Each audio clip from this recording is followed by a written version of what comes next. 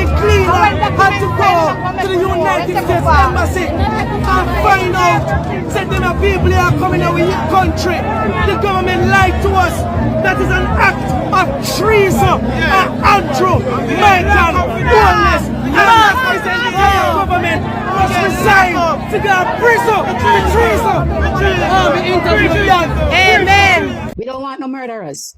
We don't want no rapists. We don't want no pedophiles here. Wow. So with the temporary protection ending July 1st, and they've been here for many a years. Wow. Jamaica said they do not want Haitians coming to this shit. I can't be mad. I can't be mad. That's the people. But what's crazy is how Haitians is going in on Black Americans when we ain't even the one that making them leave. It's the Supreme Court. 6-3. And I seen somewhere else the Dominicans don't want Haitians. Like, I seen the whole Caribbean diaspora voice their opinion that they don't want to deal with the Haitians. But yet the Haitians mad with us, and here the Black Americans was never fearful of you guys and was never mad when y'all came. We actually felt bad that y'all went through what y'all went through with the earthquakes and whatever else that went on. I'm just here to state facts and what I see. So I'm trying to see if the Haitians gonna go in on the Jamaicans like they went in on us. Foundational Black Americans. That's all. Okay, guys, breaking news. Trying to get myself together. But there is a protest happening right now in Jamaica. The Jamaican people say they don't want no deportees from America. Yes, so they're very upset. There's a protest going on in the streets. If you go to my story, you will see it. If you go to my repost, you will see it. I repost it. But it's happening right now in Jamaica. The Jamaican people said they don't want no deportees. And they're not Jamaican national. So the agreement between the US and Jamaica, the people not having it. So go to my story, you'll see this, you can watch it. The guy is Marvin Little, I think his name is. But that's the breaking news in Jamaica. Jamaican people out in the street, they're not happy what's going on with the US and Jamaica's agreement to bring deportees. They said they don't want no deportees there. Or translation, they said they don't want deportees there. Okay, another translation, they said in Jamaica, keep your people, we don't want them. That means keep everybody, we don't want them. That's the breaking news. One thing them Jamaicans gonna do, they gonna deport them some Haitians. Yeah, this happens all the time. Haitians pull up to Portland, the Jamaicans catch them, then they deport them back to Haiti. They stay consistently sending them from Portland back to Haiti. This probably happened more than 12 times, a dozen times a year. And the Jamaicans went a step further. They said, if you see these Haitians wash upon our shores of Jamaica, they told the locals not to feed them because they could be armed and dangerous. But you don't see Haitians be like, oh, we're all brothers, man. We're all in the same boat. The government is against us. The government is against both of us. Right? And you know, last time I checked, isn't Jamaica a melanated country? Or is it the Chinese that runs it now? You know, they're all Caribbeans. I know some Haitians identify as Latinos, but they're all Caribbeans for the most part. But they never call out these Jamaicans. And they never call out Ghana. Ghana said to Black Americans, when you're Ghana, come home. Return back to Ghana. Where's a return back to Ghana for the Haitians, the African Haitians? Jamaicans are pissed that Haitians are coming to their country. They feel betrayed that their government signed this third country transit program behind their back. And this is only temporary, 14 days, no longer than 14 days. Or is it? Is there a loophole? Let's check this out. So the U.S. wants to deport the Haitians July 10th, because that's when they losing their status. So they set up this third country transit program with many countries. Jamaica is one of the recent ones, right? So the U.S. is funding 100% of all costs. They are funding the food, housing, security, and transport, while the International Organization of Migration manage the daily logistics in Jamaica. There's a strict cap. Jamaica will only accept maximum of 25 people every 2 weeks. Each person can only stay in Jamaica for a maximum of 14 days before being flown to Haiti. 14 days, no longer than 14 days, or is it? Because you know these immigration lawyers are pretty crafty. They're pretty crafty. They find loopholes. So once the U.S. flies a Haitian national onto Jamaican soil, that person falls under Jamaica law. Under the international treaties, they could immediately apply for asylum in Jamaica. If they do, Jamaican courts can legally block the U.S. from putting them on a plane to Haiti, freezing the deportation process entirely.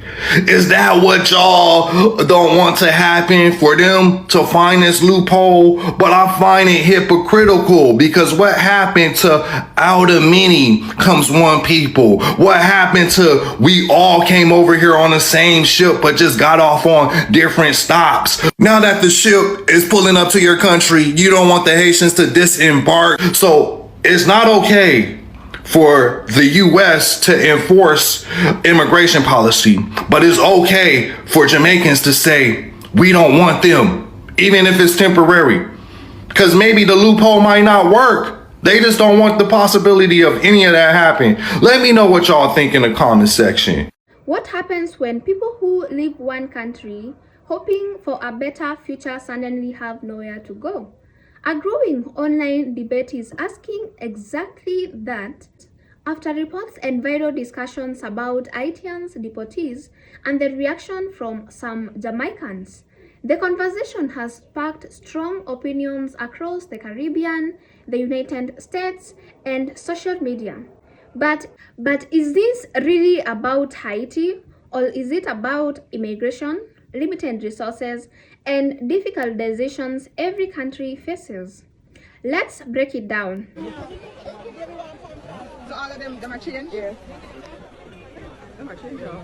In Portland, Jamaica, a group of approximately 42 Haitians, among them a pregnant woman, was intercepted by the security force. That was a boat of 42 Haitians entering into Jamaica's territory illegally. Portland, a place called Portland, 42 of them came onto the shores of Portland, Jamaica. Out of the 42 of those individuals, 29 of them were men, and the rest was women and children.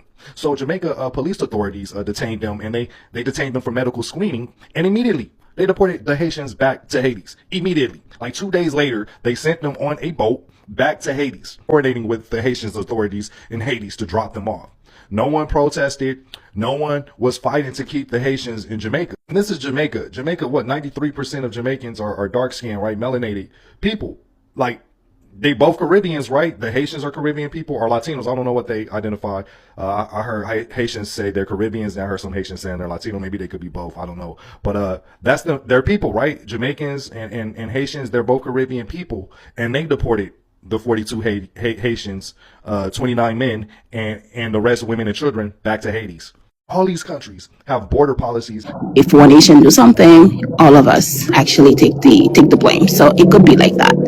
And I understand. Well, you know why? Can I speak to that, Lauren? Yeah. You want to know why? If one do something, and this is not just a Haitian thing. I want to make it real clear. It's not just about Haitians or Jamaicans. This is just in general, right? You want to know why? If one do something, everybody take the blame. I'm gonna tell you why. The reason why if one do something, everyone take the blame is because the quiet majority sit back and allow the loud minority to run rampant, right? And don't check the loud minority and only come out when we respond to the loud minority, which means they are on code with what the loud minority is saying, but they just don't want to. One, they probably have a job, or they have a business, or they probably friends with Black America, so they can't speak out loud the way they want to. But they kind of on code with the loud minority is saying, and only come after the response when we respond to the loud minority, right? That's the only time they come out. At the response, at the action, not at the reaction, not the action.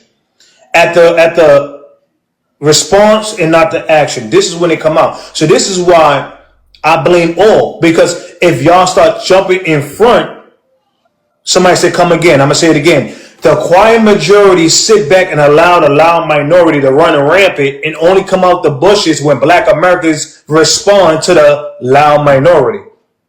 To tell you the truth, I didn't even know you guys were out, you know? I didn't even know you guys were having those type of lives or those type of protests. I didn't even know. So, unfortunately.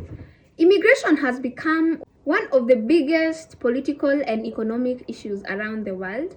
From the United States to Europe and across the Caribbean, governments are under pressure to balance border security, humanitarian concerns, and the need of their own citizens. Now, discussions involving Haiti have become part of a larger conversation, and many people online argue that countries with limited jobs, housing, healthcare, and public services simply don't have the capacity to accept large number of newcomers. Others believe there should always be room of compassion, especially for people escaping difficult situations.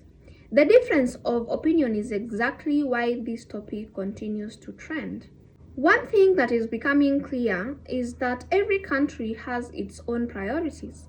Whether it is Jamaica, whether it is the United States, or any other nation, leaders are often expected to put the interest of their own citizens first. Supporters of stricter immigration policies say governments should focus on employment, affordable housing, education, healthcare, and public safety before expanding immigration programs.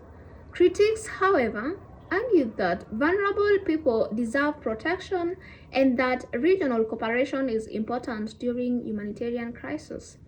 Both perspectives continue to fuel passionate discussions online. Social media has amplified these debates like never before.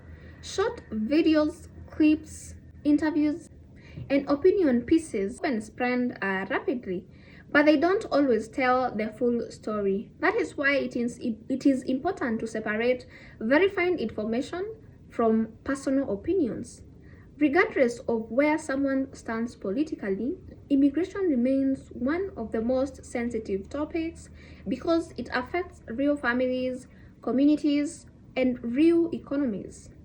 As living cost continues rising worldwide, more people are asking difficult questions about national priorities and long-term sustainability.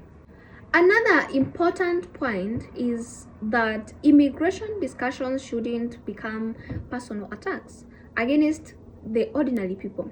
Most migrants are simply searching for better opportunities or greater safety for themselves and their own families.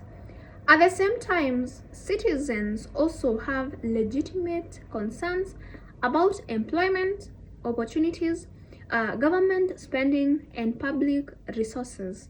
Finding a balance between compassion and national interest is one of the biggest challenges government face today. So, what do you guys think? Should every country have a right to decide its own immigration policies based on its economic situation? Or should neighboring nations work together to support people facing difficult circumstances? Share your thoughts in the comments section below and kindly remember to keep it respectful. If you want more breakdowns like this, hit the subscribe button and join our family. Thank you so much for watching. I'll see you in the next one. Bye for now.